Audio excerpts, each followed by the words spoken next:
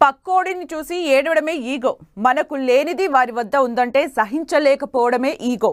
చాలా పెద్ద పెద్ద కబుర్లు చెప్పేవారు సైతం ఈగోతోనే బ్రతుకుతుంటారు. ఓ విధంగా ఈ ఈగో లేని వారు ఎవరైనా ఉంటారా అంటే చెప్పడం కష్టమే. ఇందుకు మన టాలీవుడ్ హీరోలు కూడా అతీతులేం కాదని ఇండస్ట్రీ టాక్. ఇప్పుడు టాలీవుడ్ హీరోల ఈగోపైనే విస్తృత చర్చ జరుగుతోంది. ఇంతకీ ఈ ఈగో గోలా ఏంటనుకుంటున్నారా? Let's watch this story.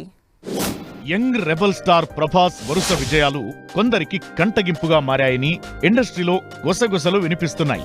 Tollywood నుంచి పాన్ ఇండియా స్టార్ గా ఎదిగిన ప్రభాస్ ఇప్పుడు పాన్ వరల్డ్ స్టార్ గా మారడాన్ని కొద్దిమంది యంగ్ హీరోలు జీర్ణించుకోలేకపోతున్నారని అంటున్నారు.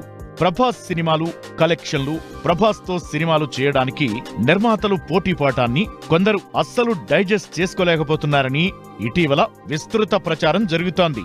కల్కి మూవీ సూపర్ హిట్ కావడంతో ఈ చర్చ మరింత ఎక్కువైందట.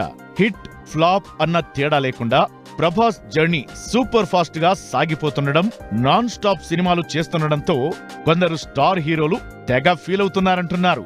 గతంలో ప్రభాస్ సినిమాలు రాధేశ్యామ్, ఆదిపురుష్ ఫ్లాప్ అవ్వగా సదరు కథానాయకులు గ్రాండ్ గా సెలబ్రేట్ చేసుకున్నారని చెబుతున్నారు. కల్కి బ్లాక్ బస్టర్ హిట్ అవ్వడం, 1000 కోట్ల బిజినెస్ దాటిపోవడం కొంతమంది తట్టుకోలేకపోతున్నారంటూ ఇండస్ట్రీలో చర్చ జరుగుతోంది. కల్కి సక్సెస్ క్రెడిట్ ప్రభాస్ ఒక్కడిది కాదని ఆ cinema director, Bollywood star Amitabh, Deepika Padukone, Kollywood star Kamal Haasan వంటి పేరున్న నటీనటులు ఉండటమే అంతలా ఆడుతోందని తమ సహచరులతో చెబుతూ ఆత్మసంతృప్తి పొందుతున్నారంటున్నారు. బయట ఒకటి, మనసులో మరొకటి పెట్టుకుని నటిస్తున్న సదరు కథానాయకుల వ్యవహారం ప్రభాస్ దృష్టికి వెళ్లినా లైట్ గా తీసుకున్నాడని చెబుతున్నారు. ది రాజాసాబ్ తరువాత ప్రభాస్ సందీప్ రెడ్డి వంగతో స్పిరిట్ సినిమా స్టార్ట్ చేయబోతున్నాడు. దీని వసూళ్ల టార్గెట్ 1500 కోట్లపైనే పెట్టుకున్నారని తెలుస్తోంది.